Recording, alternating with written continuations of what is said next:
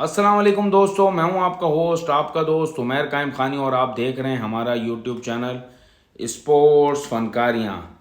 Champion cup का आज पहला एलिमिनेटर था जिसमें मुकाबला था हारिस की टीम स्टालियंस और इमाम की टीम लॉयंस।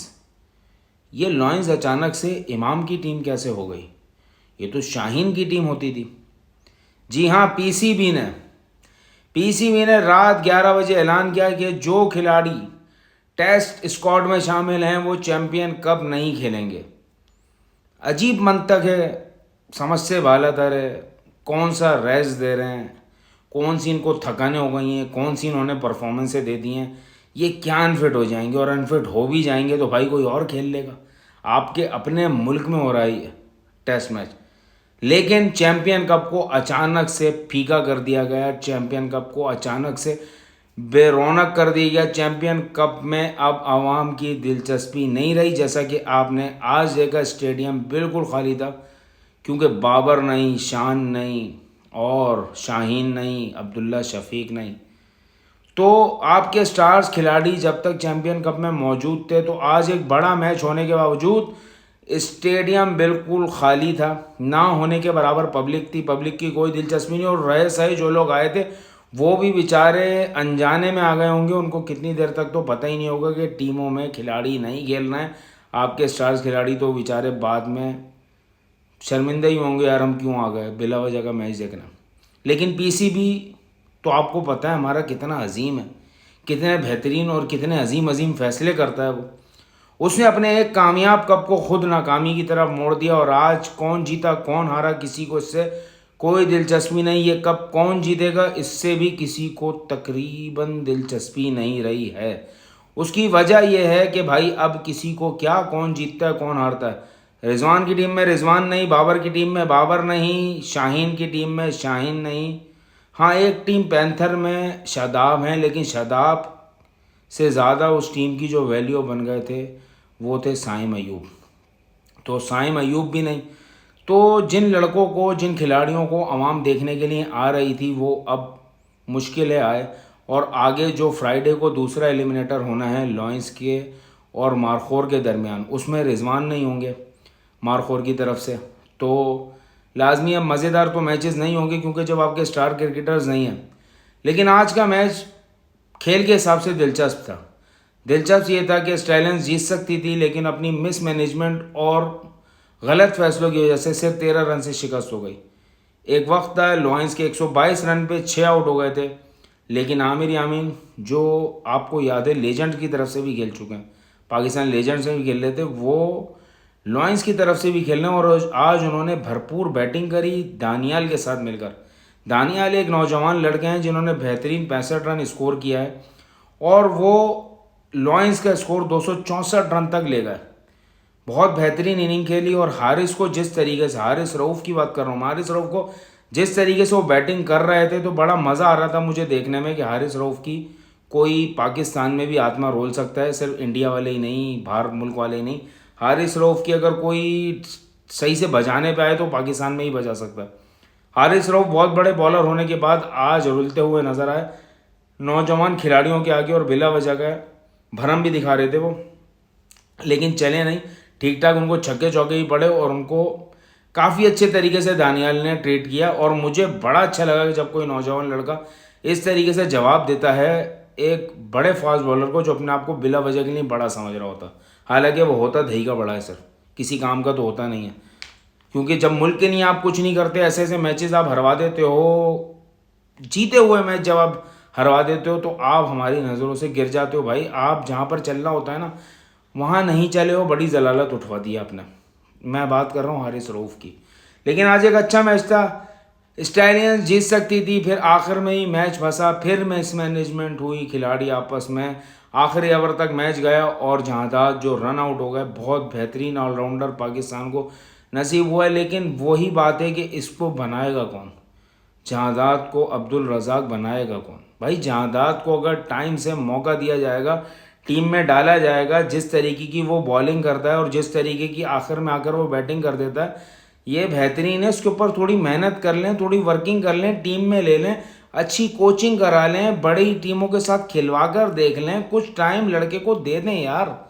मौका मिल रहा है आपको, अच्छे लड़के कुछ ऐसे हैं जो नज़रों में बहुत ज़्यादा आ रहे हैं, लेकिन आप मौका नहीं दे रहे। लाइन लेंथ में भरपूर बॉलिंग करता है, पेस भी ठीक ठाक है, और बैटिंग आपने देखी है उसकी, जब वो मारता है छक्के तो लंबे ही मारता है।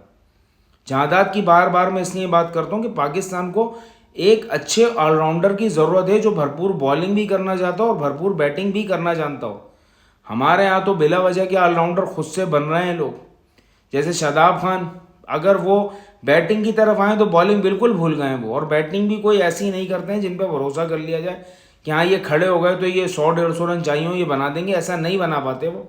बहुत कम देखने में ऐसा आया है कि वो चले हैं, लेकिन अमूमन ऐसा नहीं होता।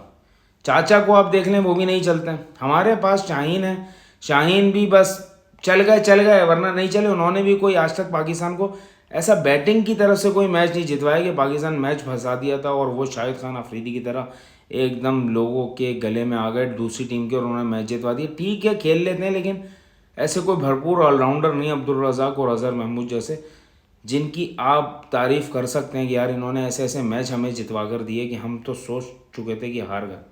जहादात के अंदर वो टैलेंट मुझे नज़र आता है, इसलिए मैं बार बार उसका नाम लेता हूँ। लेकिन पीसीबी से मेरा फिर यही सवाल है कि भाई इस कप को क्यों बर्बाद कर दिया।